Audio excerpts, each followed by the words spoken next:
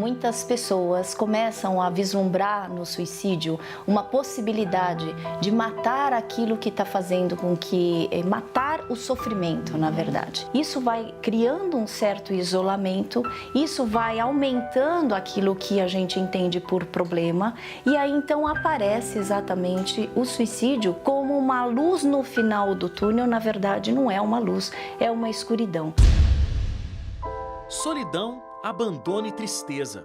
Esses são alguns dos sentimentos que tomam conta de pessoas que pensam em tirar a própria vida.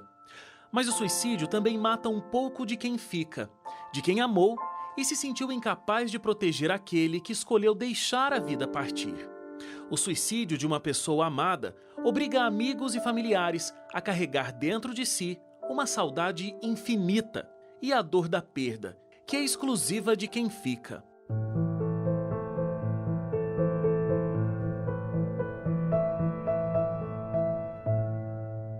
A Marina tinha 19 anos quando se suicidou. Ela tinha depressão, estava fazendo um tratamento. Como era o comportamento da Marina? Ela era uma adolescente comum. A depressão dela era diferente das demais. E o que atrapalhou no diagnóstico, porque a única coisa que mudou nela foi o humor, que oscilava muito. E aí nós achávamos que era a TPM, eu a levei no médico, ela foi medicada, mas mesmo assim persistiu os sintomas. Ela não ficava isolada no quarto, ela continuou a estudar, ela saía com os amigos, ela tinha uma vida social normal. A Arielle tinha 18 anos quando tirou a própria vida. Acontecia alguma coisa de diferente com ela que naquele momento você não conseguia perceber? Então, ela sempre foi uma moça calada, gostava muito de ler, bem na dela, tinha recém terminado o colegial e o técnico, no ETEC. Então, em princípio, a única coisa que eu percebi foi isso que aparece eventualmente em postagens de Facebook, daquelas resmungos de adolescente, né? Tirando esse fato que eu considero relevante, não havia nada mais que indicasse. O que é importante é a gente observar esta falsa calmaria, porque é exatamente esse evento que a pessoa já tem um planejamento do ato suicida e que ela constantemente falava, né, comentava e se comunicava, e de repente ela fica quietinha. Alguma vez ela chegou a mencionar uma vontade de morrer, uma vontade de que ela não estivesse mais nesse mundo, uma vontade de tirar a vida? Sim, ela falou que devido aos medicamentos, ela não conseguia dormir. Então ela teve um dia que ela bateu na porta do meu quarto de madrugada e falou: mãe, eu tô com medo de morrer, de fazer alguma coisa contra mim. E no dia seguinte nós agendamos uma consulta com o psiquiatra e ela chegou a dizer para o psiquiatra que tinha planos já de se matar. Aqui no Brasil, 11 mil pessoas se suicidam todos os anos. Se a gente for olhar para os números mundiais, eles são ainda mais alarmantes. 800 mil pessoas tiram a própria vida anualmente. Só para você entender, a cada 30 segundos, alguém que inclusive pode estar muito próximo a você se suicida. Você teve o seu pai que tirou a própria vida já há algum tempo. Qual é a comunicação que alguém que vai se suicidar, alguém que vai tirar a própria vida, começa a mostrar? Todos dão sinal, a gente é que não percebe, porque não somos treinados para isso, para identificar esses sinais. Então, alguns sinais, eles parecem muito, por exemplo, com sintomas de depressão. Tem alterações de humor, isso acontece muito também, tristeza. Mas há alguns sinais que são específicos de pessoas que já avançaram no planejamento do suicídio. Então, por exemplo, eles começam a ficar muito saudosistas, falar muito do passado, de lembranças boas da infância, de amigos. Então, você começa a falar com essas pessoas do futuro, eles sempre voltam para o passado. Por quê? Porque na mente deles, já o planejamento, não haverá esse futuro. Ela nunca disse: eu não aguento mais viver, eu vou tirar minha vida. Ela nunca disse isso em alto e bom som para você? Não. Nós fomos almoçar juntos. A conversa, ela perguntou como é que ia ser o final de semana, que é onde eu fico mais tempo com eles. Ela falou que queria tirar a carta de motorista, porque tinha feito o vestibular, já tinha feito o concurso para técnico judiciário, vestibular para direito. Combinamos de nos reencontrarmos no final da tarde, como de hábito. Deixei, não só com ela, mas com meus outros 2 filhos que iam estar chegando da escola. E a minha filha do meio, ela me ligou, porque eu tinha combinado uma carona para pegá-la, né? Às 6. Eu falei, olha, filha, vai a pé, porque eu estou no meio da última diligência. Até eu terminar e chegar aí, você já chegou. Então, ela foi a pé. E, efetivamente, ela chegou às 6h40 e eu às 6h50.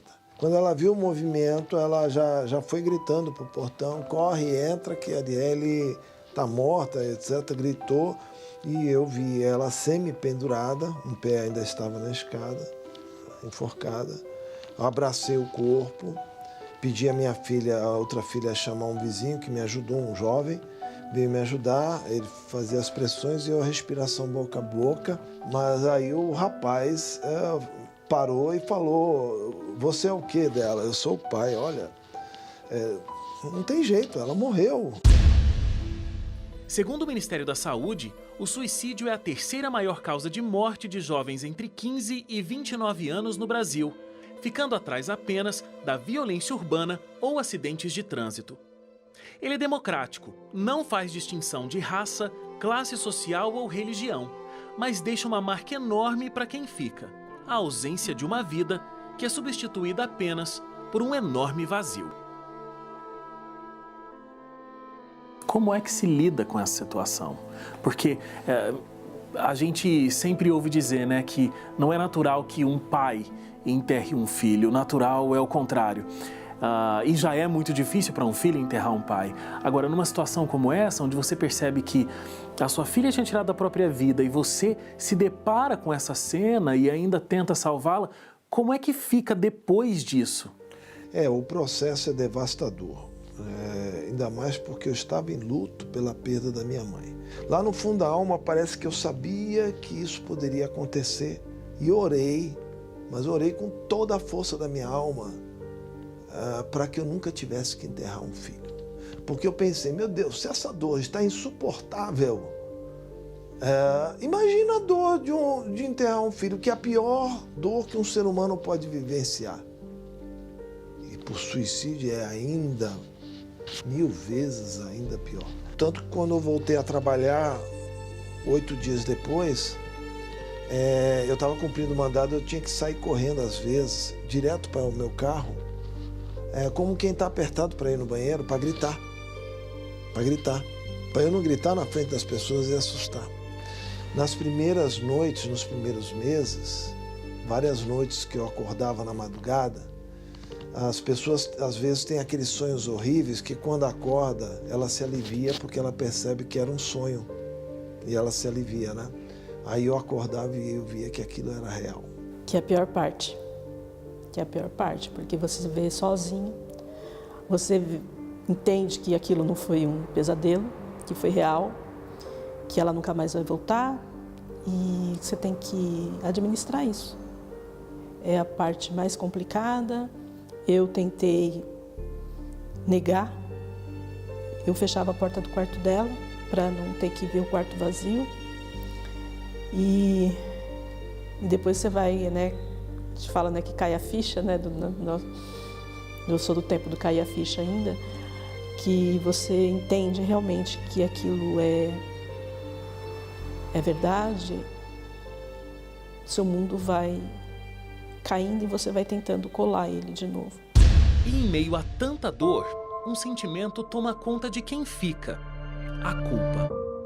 A gente comenta e está aprendendo que o luto por suicídio é um luto mais difícil do que todos, porque ele tem uma carga de culpa muito grande.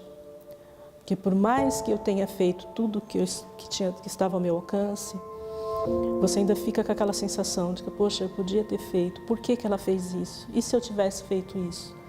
Então, ele é um luto que você sente a tristeza, a saudade e ainda vem a culpa. Doutora, dados da OMS dizem que 90% dos casos de suicídio poderiam ser evitados. Para quem fica, é devastador lidar com essa condição de ter alguém tão próximo, tão amado, um filho, uma mãe, um pai, um cônjuge que se suicidou. E aí saber que 90% poderia ser prevenido e a prevenção passa por quem está perto, o sentimento de culpa eu imagino que é mais devastador ainda do que simplesmente a perda. Essa é uma fala constante das pessoas que eu acompanho, né, como enlutados pelo suicídio. E por que eu caí, então, nos 10%? Eu acho complicado, porque quando se fala 90%, você já dá um número que você também coloca as pessoas que tiveram e viveram o impacto de uma morte consumada pelo suicídio numa condição de que elas deveriam, como você também falou, né? Então começa-se um sentimento de culpa. E o que é uma culpa? A culpa é exatamente esta fantasia que a gente poderia mudar o desfecho da situação. É muito comum sentir a culpa, é um sentimento muito comum para os sobreviventes, porque você questiona, às vezes nem é diretamente com a morte da pessoa, você não que você se sinta responsável pela morte, mas você começa a questionar o relacionamento que você tinha, se eu tratava bem ou não, eu tive paciência ou não. Muitas vezes, quando é um caso de depressão, por exemplo, será que eu fui parceiro bastante, eu fui um bom filho, ou fui uma boa esposa? Então, a culpa centraliza ali de uma forma que muitas pessoas passam anos para conseguir entender que eles não foram responsáveis pela morte. Pelo menos 5 ou 6 pessoas próximas a quem tirou a própria vida são fortemente afetadas, podem desenvolver doenças emocionais. E em meio a tantos pensamentos ruins, o que essas pessoas buscam é um novo sentido de vida. Doutora, a senhora tem longos anos de estudo acadêmico sobre esse assunto, mas a sua experiência não é só acadêmica. A senhora tem uma experiência pessoal.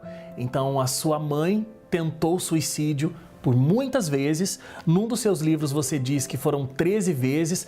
Como é isso? A minha história na suicidologia começa quando eu tinha 10 anos de idade, né, e que isso marca, né, um trauma, né, e uma tragédia pessoal que fez com que eu migrasse exatamente, me direcionasse profissionalmente para me tornar uma estudiosa na prevenção ao suicídio e também para os impactados, que é, né, o luto pelo suicídio. Então eu fui para um lado oposto, né? Eu falava assim, tudo que eu menos quero é agir como minha mãe age. E como eu gostei muito desta ideia existencialista de que eu era uma existência diferente da minha mãe, então eu comecei a me comprometer a transformar minha dor em amor. Muitas pessoas próximas a quem comete suicídio acabam adoecendo, principalmente no âmbito do emocional. Como é que foi para vocês? Como é que vocês conseguiram sair daquele momento e continuar vivendo, seguindo com a vida de vocês? Logo no início do nosso luto, nós começamos a ficar meio que, não, a gente precisa fazer alguma coisa, vamos procurar alguma coisa que nos ajude. Então, assim, o luto ele é bem singular. Então, a Terezinha ela reage de uma forma, eu vou reagir de outra, eu vou procurar uma coisa, ela vai procurar outra. Mas uma coisa em comum que a gente foi procurar são os grupos de apoio. E a partir daí a gente começou a evoluir, a conhecer um pouco mais sobre o assunto. E aí a gente chegou numa conclusão que a gente deveria fazer também alguma coisa para dar informação para as pessoas, a informação que nós não tínhamos na época que aconteceu isso com a Marina.